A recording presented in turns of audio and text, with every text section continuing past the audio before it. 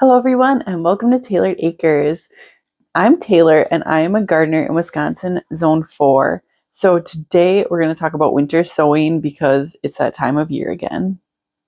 So the first thing that we're going to talk about is seed selection, and that is the majority of what this video is about because the simple process of putting your seeds in a container and putting them outside, it's pretty self-explanatory. So I think selecting the correct seeds to winter sow is the thing that I can add value to you in having success.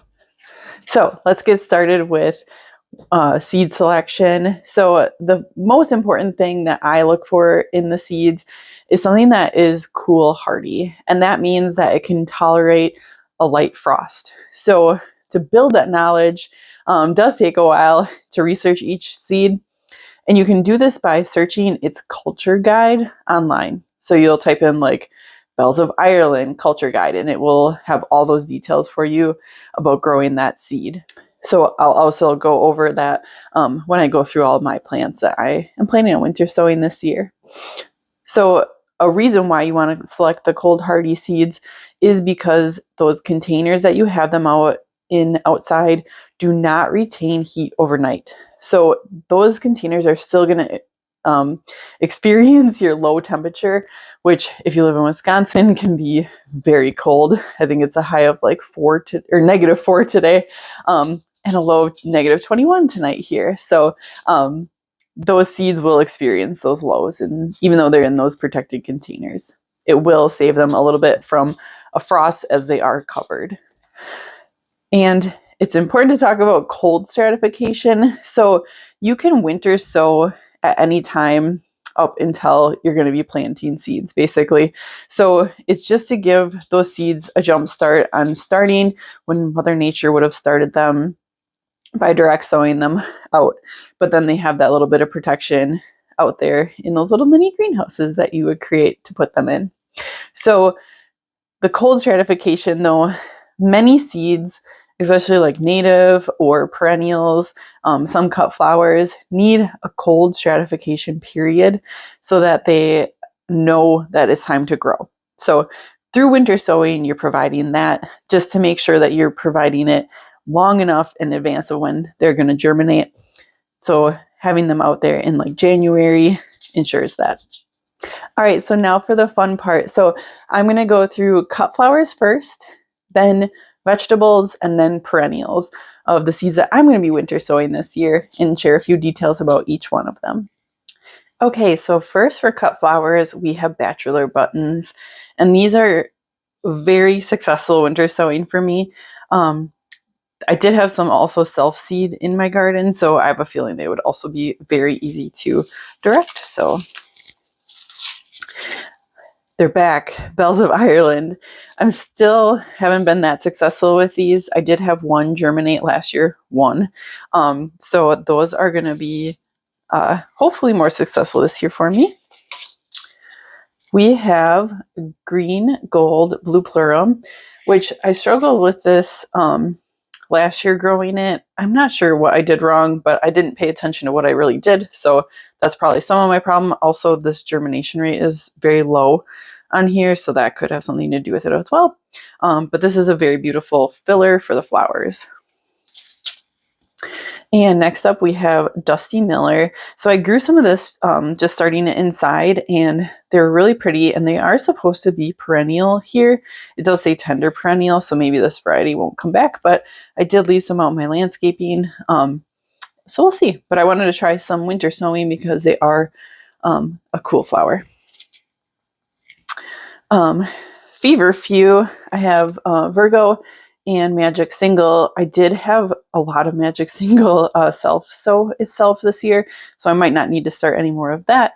Mine also did perennialize, even though it says tender perennial, although this year has been a lot more harsh than last year. So this Virgo, I didn't like it at first, but looking back at my bouquets, I really like it a lot. So I'm going to try to get some more of those this year. Larkspur. So I did direct sow some of this last year and it didn't come up, so I'm not quite sure what happened there, but I'm going to try to winter sow some. They don't like their roots to be disturbed, but we're going to give it a shot anyway. Some Love and a Mist. I did have some success direct sowing this, but it would be nice just to have a controlled container of them. All right, so then Whitefinch Orlea, I direct sowed this last year, and it was kind of hard to keep track of them, and what was a weed and what was the Orlea. So I am going to try to winter sow them this year and see if I can control that a little bit better. Also Persian cress, I did direct sow this year, which didn't work out great. And the year before I started it inside, which also wasn't the greatest. It got really floppy. So going to try winter sowing this year. And then next we have poppies, which are some of my favorite to winter sow. I find it very easy to get them to be successful. And like I said before, they need that cold stratification period. So the winter sowing helps with that. So these giant rattle poppies are just for their seed heads. So they can be green or dry, and they're supposed to be really cool in arrangements. So we'll see how that goes this year. And then last, for cut flowers, I have stock, and I have a lot of different kinds. So this Alto, Chanter was really cool last year. It's a cut and come again variety, so I didn't do like a super deep cut, but left a few leaves at the bottom, and they did have a second flush in the fall. So these are definitely going to always be in there because most stock is just a one cut and it's done, which is disappointing. And I think I'm actually going to put them out in the landscape too. And then I got this one as a new one this year for me, the stock Quartet Marine. The Quartet is also a spray type stock, so that should give multiple cuts. Okay, I hope you guys are loving my very used up cutting mat here for sowing. All right, so we have, for vegetables now, I'm going to try some broccoli. I did this a few years ago and it was pretty successful, but the container I had it in was kind of prohibitive for it. So I'm going to give it a shot again. So broccoli, Brussels sprouts, cabbage. So all of those are brassicas, and I had a vole that ate all of my little starts last year, which was really disappointing because I started them inside and they were doing super well. We have caraway, which I've never grown before, so that will be an interesting one. I'm going to try some celery this way. This was a really cold hardy variety, so it was like still growing well into early winter in my garden. We have some German chamomile and some cumin, some kale, and some kohlrabi. So we're going to give those all a shot this year. And the last bunch here we have are the perennials. So this lavender probably won't be a perennial for me. I believe it was zone 6 and 9. So that's probably not going to work out, but I have it in this category anyway. It should be an annual for me. So I'm going to try some lavender this way. I think it will be successful, but I'm also going to start some of these inside because I would really like to have some lavender this year. We have the Pearl Yarrow Double Diamond, and I can't remember if maybe I started some inside last year, but these were really cute. They definitely give baby breath vibes, but they should be a perennial here, and they were just really cute and whimsical. So I really like that, and I would like some more for this year. We have Foxglove, which, wow, these did fantastic last year. I had them in a milk crate or a milk carton by themselves, and they just were crazy. And these were ones that I seed saved. So even better, it felt like free plants. Awesome. Can't recommend this enough. And it's a single year blooming foxglove that I seed saved. So they all bloom this year too. Then Sweet William was another really big success for me this year. And this is a perennial here, or it should be. I don't know if it's said on the back here or not. But this, I have it all out in the landscaping, so we'll see if it survives winter, but they did not bloom last summer. So I'm hoping they do this year, and I'm going to add some more to that. And then we have some hyssop, and I did these inside last year, and these should also be a perennial in my area.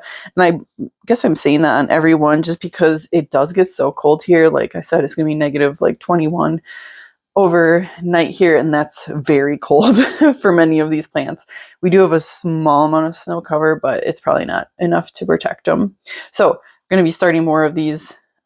But these were really cool. The bees and pollinators just absolutely love them. So hopefully mine survived, but I'll definitely be starting some more. I really like that. I would like some drifts of this in my garden. I did also start some of this mix of the foxglove, and I'm not sure if this was first year blooming or not. I didn't track them well enough. I kind of intermixed them. So yeah, but they're really pretty. I really like foxglove. They are poisonous, but my dog does not eat things, so hopefully the bunnies do. All right, and we're already on our last one here. So this is penstemon, and I did winter sow some of these, or maybe I started them inside last year, but they did not bloom last year, but they did get nice and big. So I'm gonna give those a try again this year as well. I hope that seeing what I'm going to be starting winter sowing this year helps you decide what you're going to try. It's always worth a shot. I think there's not much to lose. I am going to be using many more of the milk jugs. Those did seem to work better than the tote with the seed trays in them from last year. The other change I'm going to make is I'm actually going to put them under my covered porch and just like check on them for water. Because it seemed like the heavy rains that we were getting early spring last year like really washed some of those seeds that you need to that need like to germinate, so that you're just surface sowing. Seemed like it really disturbed those and affected how many I got out of them. And then also the sun was just like baking them because it was such a warm winter, and it was just all kinds of goofy. So I'm going to keep them under my porch and protected this year, and I'll let you guys know how that goes. But I think that's everything. So happy planting. Take care.